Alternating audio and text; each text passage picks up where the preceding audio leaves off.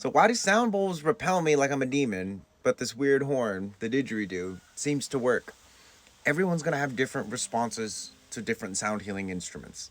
One thing I can say about the difference between a sound bowl and a didgeridoo is sound bowls operate in like much higher frequencies, and there's a lot more harmonics, and typically, I'll be frank, a lot of people don't really know how to play sound bowls. And so rather than actually giving your body an opportunity to like synchronize with the energy of the sound bowl, because that's how sound healing works, is your body synchronizes with the sound of the instrument, and then because it's at the sound of the instrument, it's not really able to hold on to the connection to a lot of the bullshit things that you've been holding on to at your current vibration. That's why it's helpful to have an instrument to sync up to.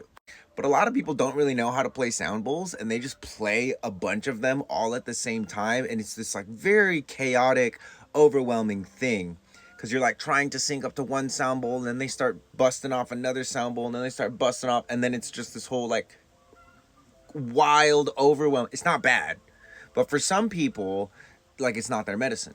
I tend to find that the people who really appreciate the didgeridoo are the people that really benefit from like being low to the earth, being grounded, because that's typically what the didgeridoo is kind of here to do. It's an Aboriginal instrument, first of all. So the indigenous people of Australia were the first people to really do the didgeridoo thing. And fun fact, they actually didn't let women play the didgeridoo, because the didgeridoo was seen as this sort of primordial sound, this how you say, birthing force, this like womb energy. And one of the things that also, when it comes to didgeridoos versus a lot of other sound healing instruments, and this goes for like bass music as well, and like low bass.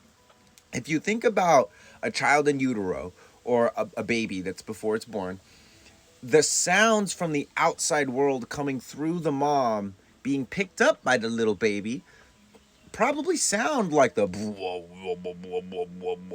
didgeridoo sound, and then also bass music. Anyway, this comment is on a video of me like a couple years ago in my van in San Diego before my child, before I had moved to Maui, and I'm using a yucca didgeridoo, whereas nowadays I use a carbon fiber one. And as a final invitation, it's like you can literally go to Home Depot or any hardware store, get some beeswax, get some PVC pipe, and make yourself a didgeridoo for like less than 20 bucks. Doesn't need to be fancy, because all you need is just a chamber that's going to create pressure that you can into, and it's going to make the sound. And I'll tell you guys, making the sound is not more powerful than like receiving the sound. That's super powerful too, but making the sound is very powerful as a healing modality. Didgeridoo was one of my, probably my greatest breathwork teachers of all time.